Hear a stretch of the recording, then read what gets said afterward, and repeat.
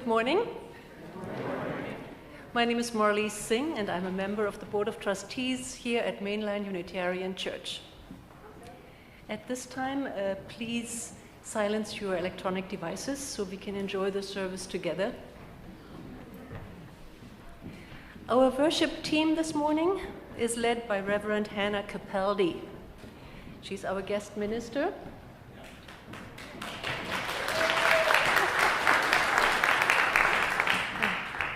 She is Minister of Faith Formation at First Unitarian Church in Philadelphia and a lifelong UU from New England. The other members of the worship team are our Director of Lifespan Faith Development, Dawn Star Seras Borschild, our Worship Associate, Paul Costa, and our music this morning is performed by the Brown Family Celtic Band.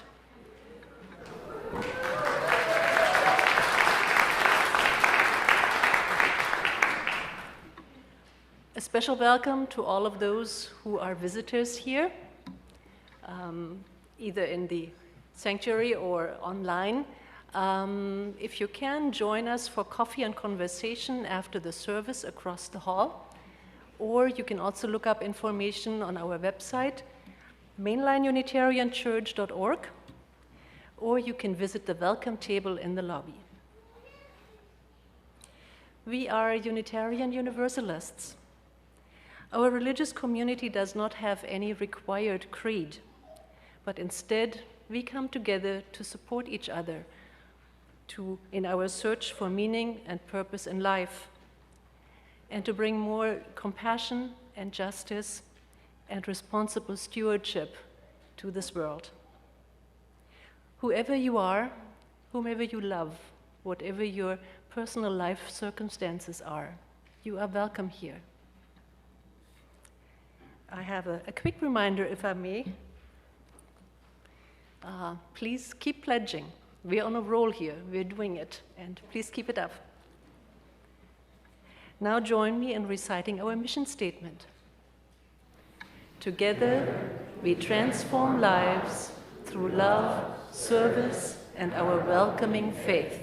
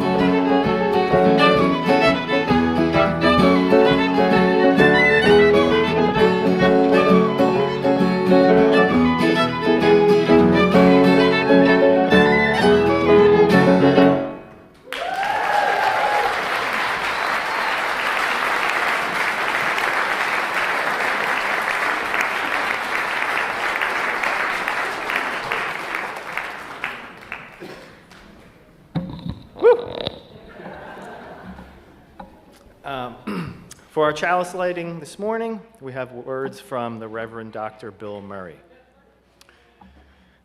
These are the days that have been given to us. Let us rejoice and be glad in them. These are the days of our lives.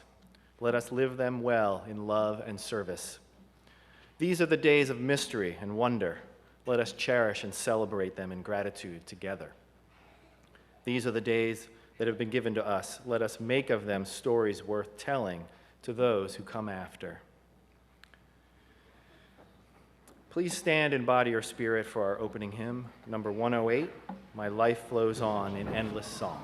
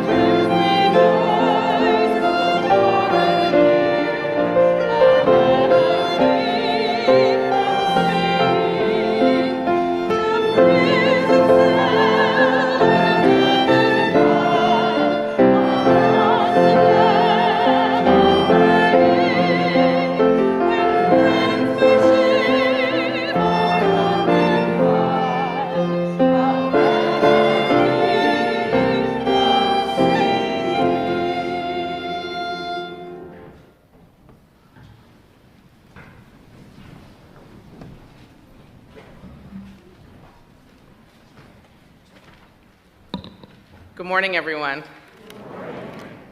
I am Reverend Hannah Capaldi. I use she, her pronouns, and I serve as the Minister for Faith Formation at the First Unitarian Church of Philadelphia. It is an honor and a blessing to be with you this morning. It's starting to really feel like spring out there. Okay, I'm going to try standing on this thing.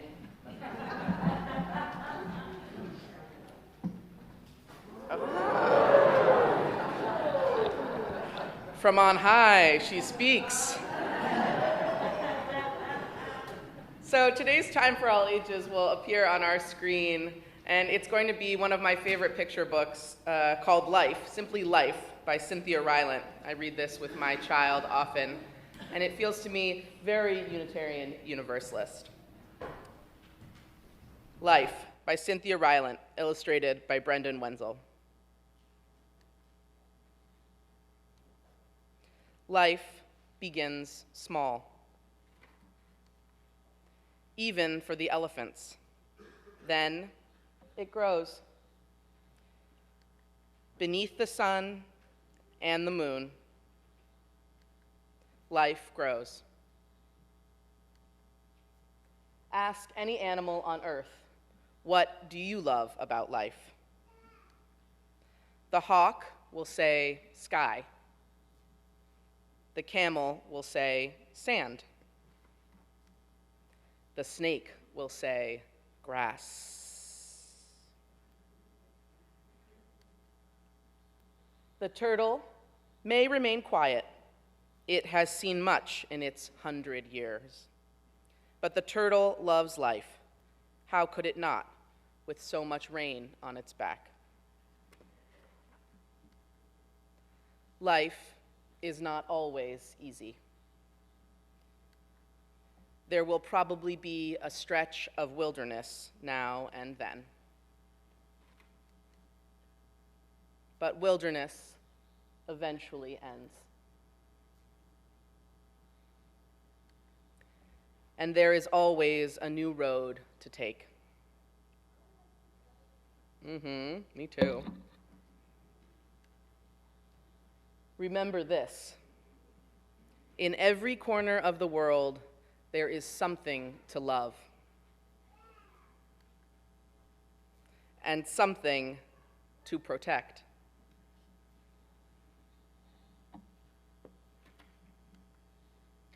And if one day it seems nothing beautiful will ever come your way again, trust the rabbit in the field and the deer who crosses your path. Trust the wolf and the wild geese who find their way back home. All these things know something about life, that everything is changing. And it is worth waking up in the morning to see what might happen. Because life begins small and grows. So I hope you'll take that message with you today as you leave. Life begins small and grows, and it is worth waking up in the morning just to see what might happen. And with that, we'll sing our kids to their classes with hymn number, I want to say, 413, Go Now in Peace.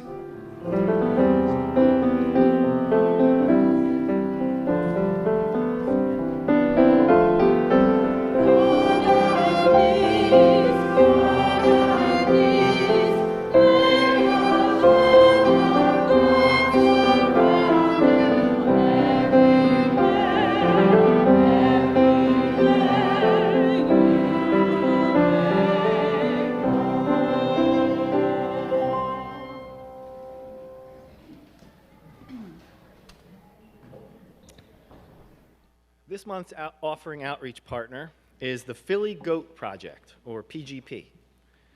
This nonprofit provides animal-assisted therapy, wellness events, educational experiences, and community engagement by interacting with goats. Why goats? Because they are dynamic and delightful and make amazing therapy animals. PGP offers educational field trips, therapy for special needs students, and support around emotional well-being, life balance, and mindfulness. PGP also offers internships for young teens who care for the goats and assist at events. We are very lucky today because the goats are here at the church, and you can meet them outside after the service. Rumor has it that they are primed to show extra affection to those who give generously.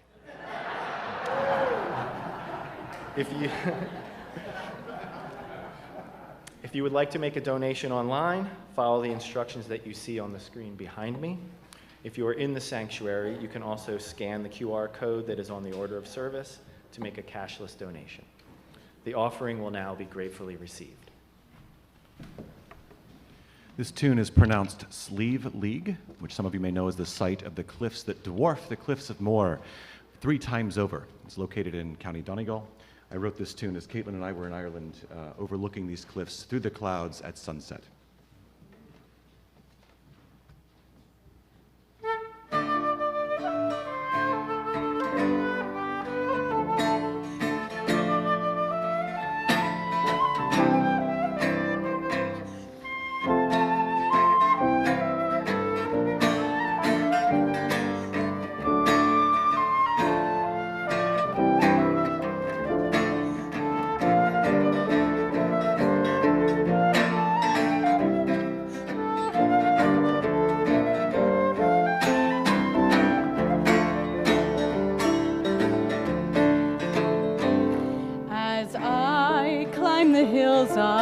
the Donegal shore. I search for a wonder of traveler's lore, a place where majesty, where earth and heaven are one. Sleeve League, emerald cliffs in the gold rays of sun. No beauties like beauty as I envision tonight. No pasture, no valley can compare to that within my sight. The wind whips the grass and the flowers at my feet. The waves crash below and the sheep start to bleat. In all of Ireland, no memory shines quite as bright. Sleeve League through the clouds by the sun's waning light. No beauties like beauty as I envision tonight. No pasture, no valley can compare to that within my sight.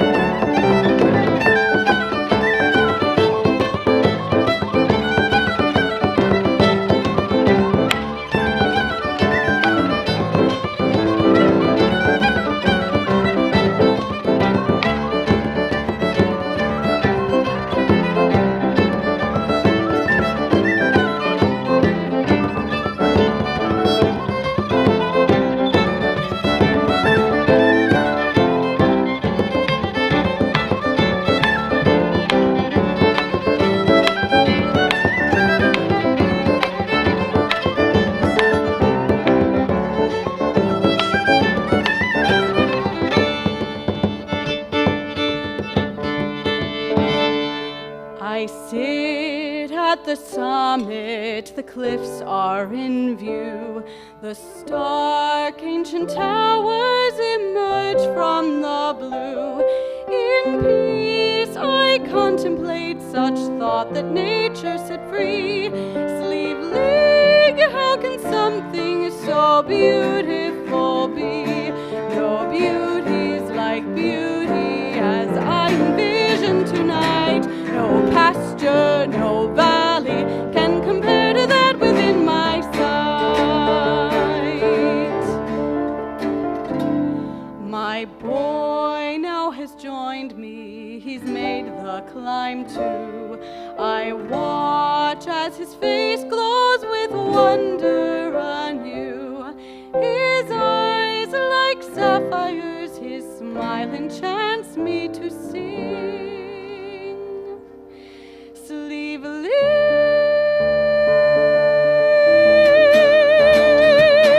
is the second most beautiful thing. No beauties like beauty as I envision tonight. No pasture, no valley can compare to that within my sight.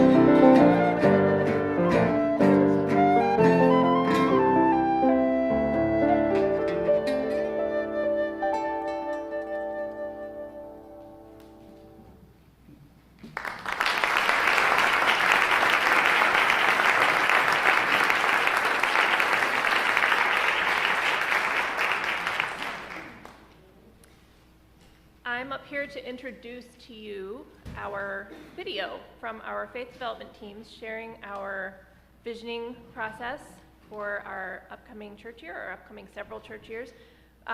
No one on either team really wanted to get up here and talk. And also we thought it would be relevant to have visioning from our kids and youth. So we decided to pull together a video. And so you'll see many of the faces of the people on those two teams. We have a children and youth faith development team and an adult faith development team. And you'll see a bunch of kids being really cute.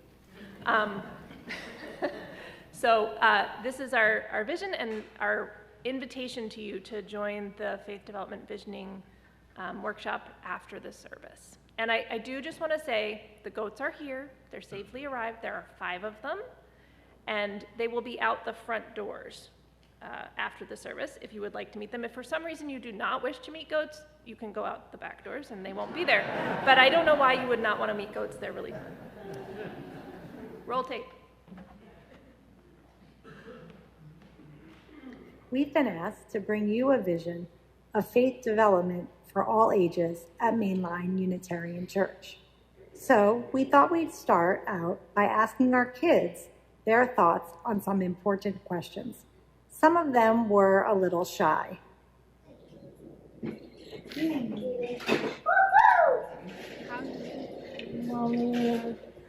We know we want our church to be a place where people of all ages feel loved, welcomed, and included. Here are some of the ways that we already do that. If they fall and they can't get up, you can help them get up. If they fall and trip, you can get them back up.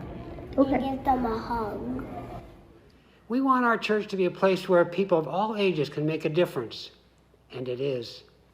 Here's what kids already know they can do to make the world a better place. But I really like when we do the backpacks because it's really fun to make them and you know that they're going to somebody who wants them and needs them. Go ahead. When we were in there and we were learning about the stop, like who made the red light, green light, the stop sign. The backpacks. Okay. When like hanging out with little kids. We made those like cards for people. We know we want our church to be a place where we know we are Unitarian Universalists, like these youth told us. I believe in the 8 principles. Oh, yeah.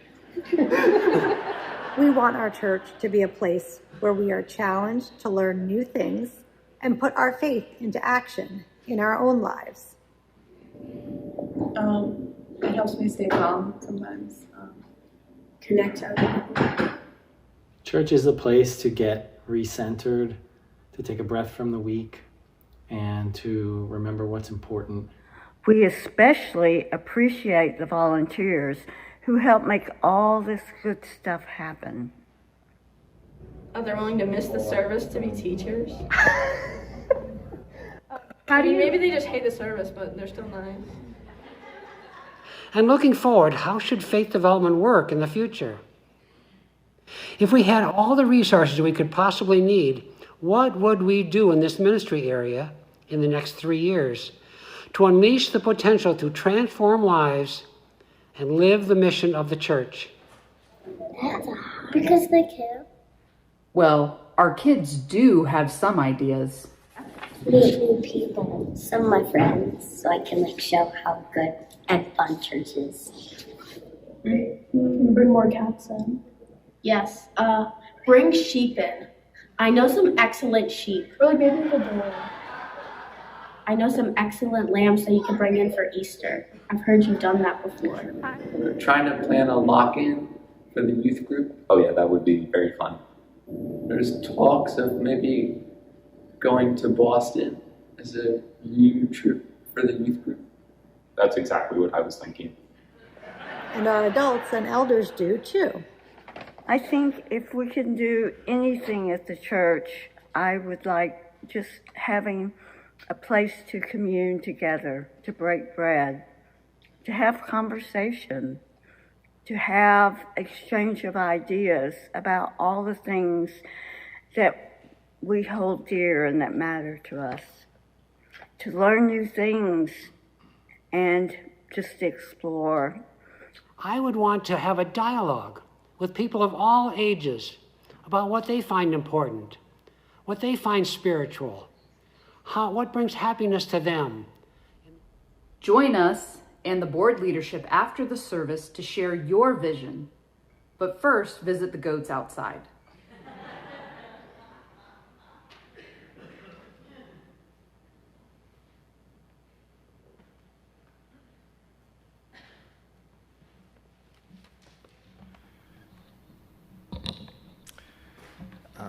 Candles of Community is MLUC's ritual of personal sharing and support in a trusted and safe environment.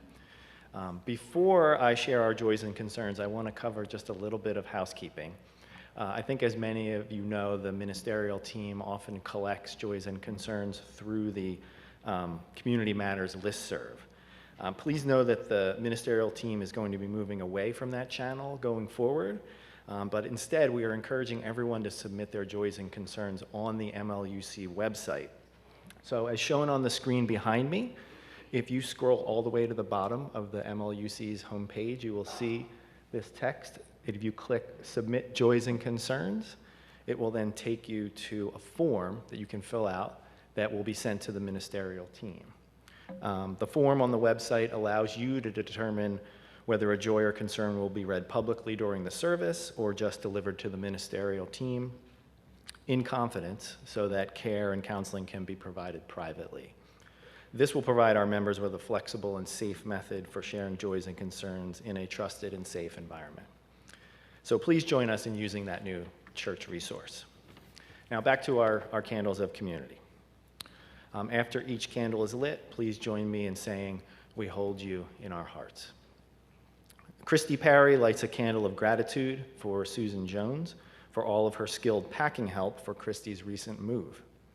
For Susan, we hold you in our hearts. Bella Rosario shares that she recently lost her dear friend, known lovingly to her as Aunt Deba. Bella would visit Aunt Deba in Florida every year, and they enjoyed having lunch and doing their nails together. For Bella and her Aunt Deba, who was fun and much loved, we hold you in our hearts.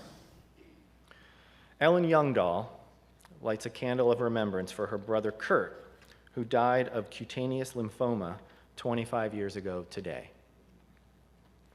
Ellen also lights a candle to celebrate the birthday of her best childhood friend, Miss Margaret Acker, who turned 100 on this day in 1974. Ellen shares that Margaret was amazing and spry as ever at age 100 and made a daily habit of standing on her head to maintain healthy circulation. Their friendship was a testament to the wonder of friendships across generations. For Ellen's brother, Kurt, and her dear friend, Margaret, we hold you in our hearts. The Allmiller Feliciano family is grieving the loss of Keith's stepfather and caring for Keith's mother and Angie's father. Keith will be in Kansas City until his mother passes. Angie will be back and forth to Baltimore to help with her father, who is terminally ill. For Keith and Angie and their family, we hold you in our hearts. Deirdre Gordon lights a candle of gratitude for the hardy band of folks from MLUC who turned out to work on the Chester Ridley Crum Watershed Association cleanup at Drexel Lodge Park in Newtown yesterday. For all of our MLUC park cleaners, we hold you in our hearts. And for all of those joys and concerns that are being held, some too deep for words, we light a candle and we hold you in our hearts.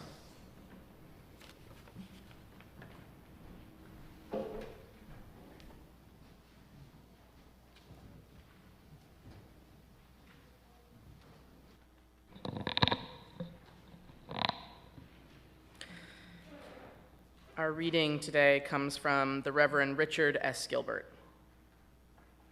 I rise in the morning, torn between the desire to save the world or to savor it, to serve life or to enjoy it, to savor the sweet taste of my own joy or to share the bitter cup of my neighbor, to celebrate life with exuberant step or to struggle for the life of the heavy laden. What am I to do when the guilt at my bounty clouds the sky of my vision, when the glow which lights my every day illuminates the hurting world around me? To savor the world or save it? God of justice, if such there be, take from me the burden of my question. Let me praise my plenitude without limit.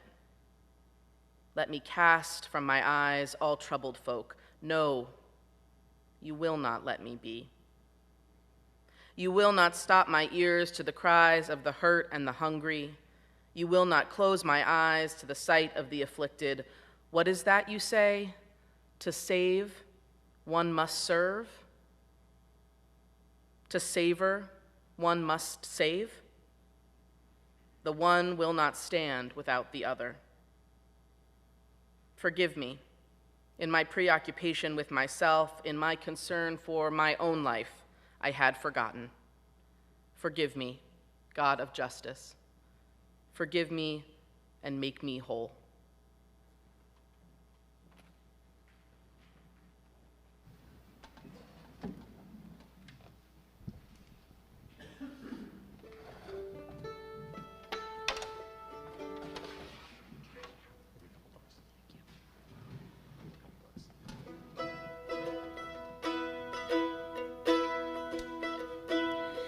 Bittersweet crimson universe, inside the pomegranate jewel of the earth. Bitterness, sweetness, side by side, such is the harmony that keeps love alive. Diamonds of Persia, the pomegranate seed, crystals of friendship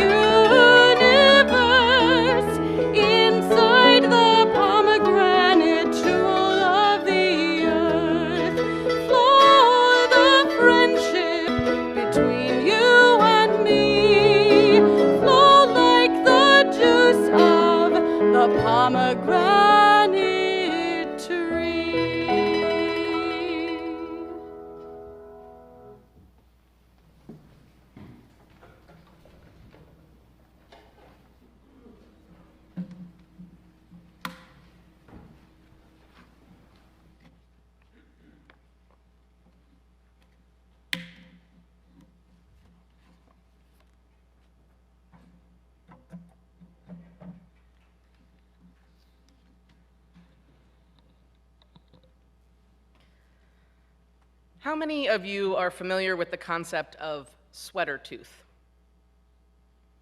Introduced to me a few years ago, sweater tooth is the sensation you experience when you've been drinking something overly sweet and your teeth get lacquered, an almost fuzzy feeling on them, as if yarn has been wrapped around. If you're cringing right now, that is correct. That is the correct reaction. Perhaps you're running your tongue over. Sweater tooth is not a desirable feeling. It is not pleasant. I myself avoid sweater tooth like the plague. For instance, when I go down the shore, about half a block from where my family gets on the boardwalk in Ocean City is John's. John's Lemonade is an institution, selling fried Oreos, fried dough, fried potatoes, and lemonade. Each summer, John's is staffed by teenagers who impress me with their professionalism. They run back and forth to the fryer and the register. Each summer, they seem to get younger, but it's really just me growing older. I go to John's for the lemonade. It's a simple recipe: fresh lemons cut and squeezed to order, over ice, and a tall cup of cold, clear water, and then many, many, many heaping spoonfuls of sugar. They shake it up real good and they hand it over. It is delicious. It is refreshing. It is a divine companion to a hot day at the beach. I love John's fresh lemonade, but my love for John's deepened, became more committed when I started asking for half sugar. 1 large lemonade, please, half sugar. Because you know what detracts from a divine companion to a hot day at the beach? Sweater tooth. And what I had come to realize is that actually I don't like my lemonade so sweet that I can't taste the lemon. I don't like my lemonade so sweet that I don't get that acidic, refreshing hit of lemon. I like the bitterness alongside the sweetness. The writer and cultural critic E.B. White once remarked, "If the world were merely seductive, that would be easy. If it were merely challenging, that would be no problem. But I arise in the morning torn between a desire to save the world and a desire to savor the world, and that makes it hard to plan the day." Unitarian Universalism calls us to live in between these two truths, the desire to save the world and a desire to savor it. The half-sugar lemonade, the bitter alongside the sweet. The world itself is both bitter and sweet, and that makes it hard to plan the day. In one hand, we have the Unitarian Universalism, which awakens our senses to the miracle of life. In all its small and profound ways, the unfurling of verdant leaves each and every spring, telling us that sunnier days lie ahead. The soft flicker of candlelight over a dinner shared by friends, marked by laughter and bread swiped through extra sauce. The soft snore of a cat, the brilliance of coral fish, the northern lights. I could go on and on. Mother Mary and Father Barry, Mary Oliver and Wendell Berry, patron poets of Unitarian Universalism, who tell us to pay attention to the waters, to the geese, to the beats of our hearts, to the pure and blissful nature of every child.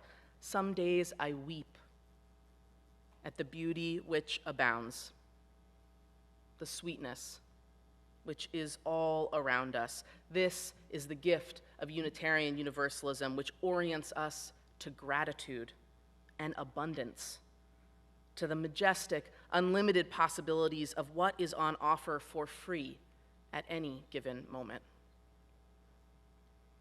The poet Ross Gay writes, "Just like that, and to boot, there are, on this planet alone, something like 2 million naturally occurring sweet things, some with names so generous as to kick the steel from my knees. Agave, persimmon, stickball, the purple okra I bought for $2 at the market. Think of that," he writes. But just as quickly, life will give you whiplash. Serve up a shot of lemon juice that will make you shudder as it goes down. The negative sign on the pregnancy test after a year of pinpricks and doctor's offices, holding my father's cold, limp hand as he emerged from an emergency triple bypass. The endless numbers of black and brown children dying of gun violence in Philadelphia, days stolen from long lives they deserved. My heart is torn, my soul cleaved by the images that come from Gaza, hollowed out cheekbones, and mothers clutching white-wrapped infant bodies. I weep for them too. I'm weeping for all of them. There is injustice all around in our neighborhoods, around the corner, and halfway around the world, and it all matters. And it all touches us, and it can make us forget the sweetness. It can make us want to give ourselves over completely to the bitter, to fall into despair and cynicism. When it feels that the world is a wound which cannot heal, we are tempted to stop trying to close it, to learn how to live that way, letting our own selves harden and shoring up our defenses against the bitter parts of this life which just will not go away. So I am weeping then, all the time weeping, heartbroken all the time, cracked open to the bitterness and the sweetness, and sometimes it is all too much. But I know this. I would rather this, the too much, than the not enough. It is the words of Toni Morrison which bring me comfort when she writes, "No more apologies for a bleeding heart when the opposite is no heart at all. Danger of losing our humanity must be met with more humanity." When I go looking for more humanity, I find it here, in my faith, our faith. Our faith which compels us to seek a world transformed by our care, which decries injustice and points out where there are wrongs that need to be righted. Unitarian Universalism, with its belief in the interdependent web of all existence, which says, my life is connected to yours. Your suffering matters to me. Your dignity matters to me. Your ability to stretch and express all of yourself matters to me. Unitarian Universalism, which says that despite a plurality of opinions about how we get there, how it is that we make the world better, we agree that things are not as they ought to be. That we are not living as we ought to be living, and that the many are being cheated by the greed of the few, and that there are things, wrongs, worth confronting despite our fear and despite our impulse towards polite society. Our faith, which tells me that right now on this earth there are 2 million naturally occurring sweet things.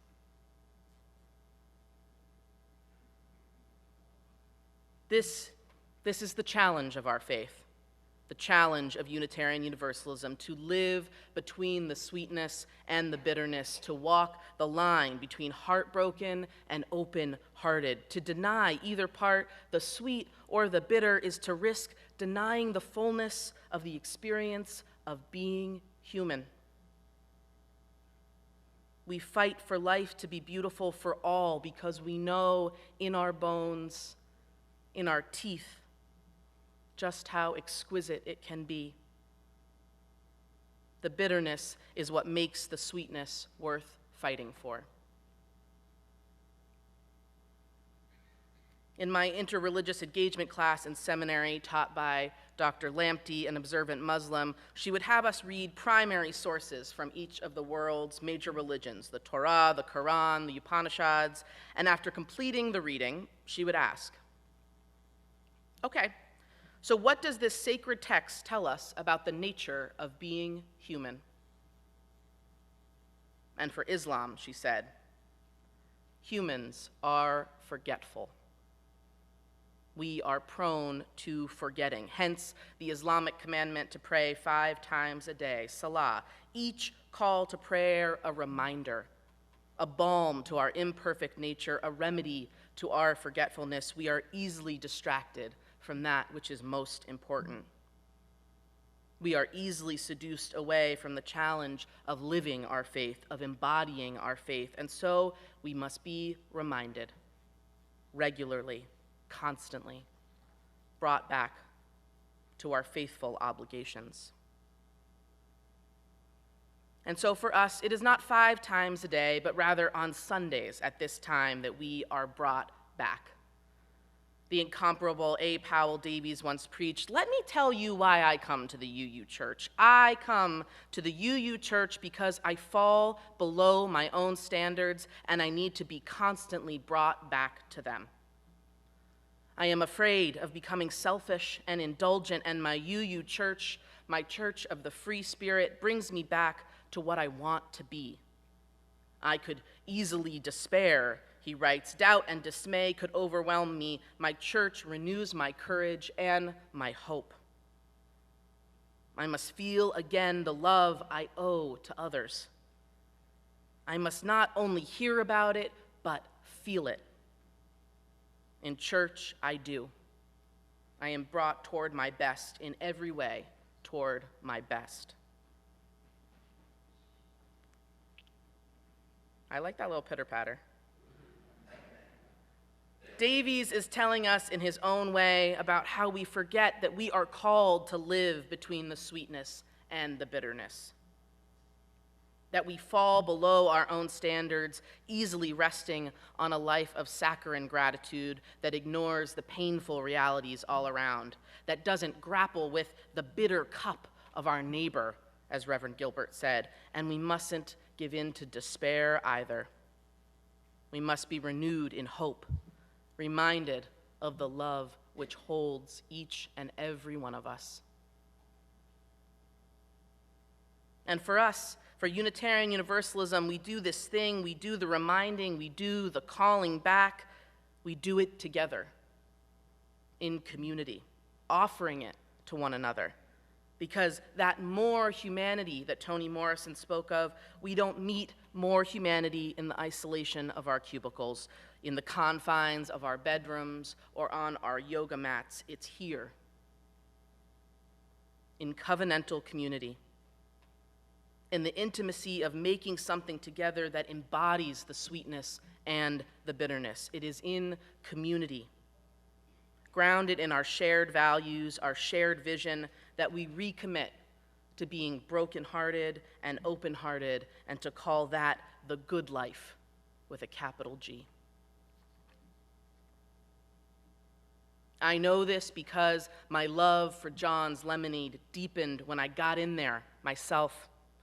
When I said, "I want it this way, can you help me make it the way I need it to be?" And when I recognized what it was that needed to change to give me that burst of sweetness and the balance of acidity, and those spry young teenagers happily obliged, together we made something.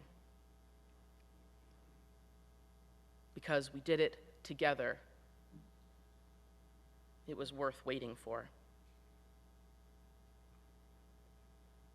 So may we remember what it is that we owe one another. May we draw one another back from the cynicism of despair and the saccharine hope of naivete. May we meet humanity with more humanity, and may we build the world we long to see, empowered by our faith. A community which knows the hard work of witnessing the bitter and the sweet. And may you never know the feeling of sweaters on your teeth. May it be so, and amen.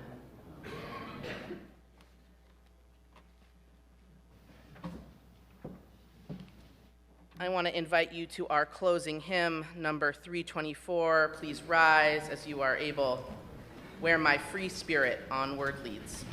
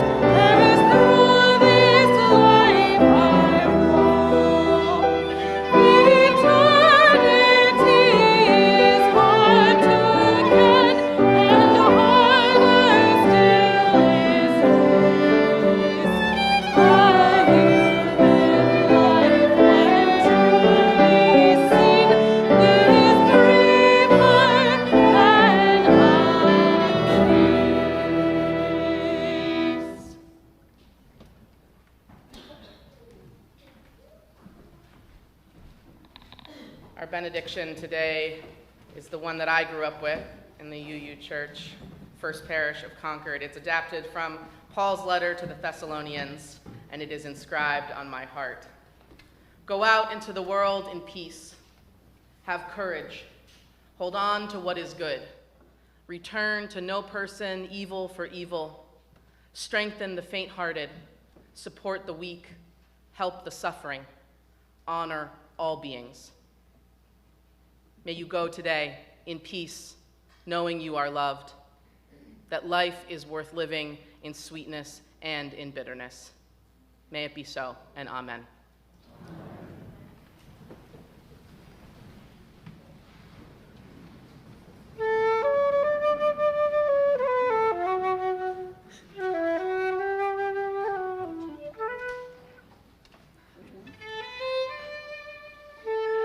We know too many tunes.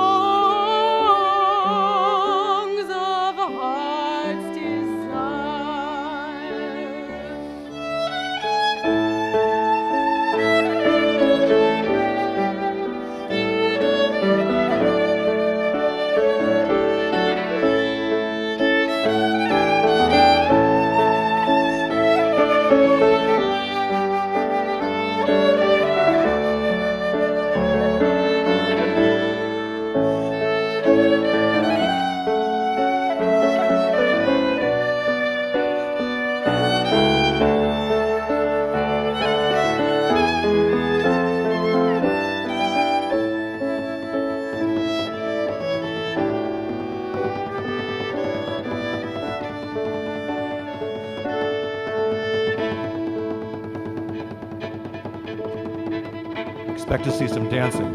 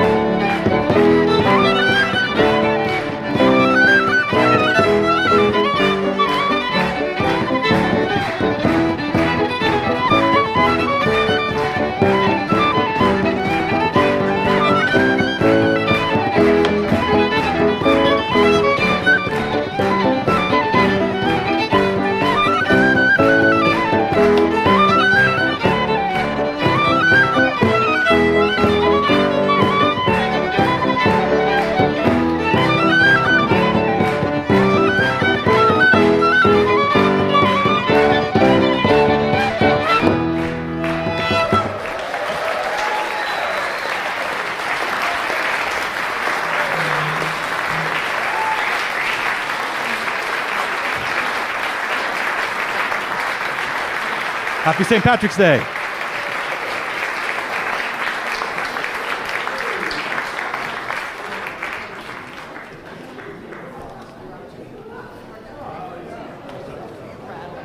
Yeah.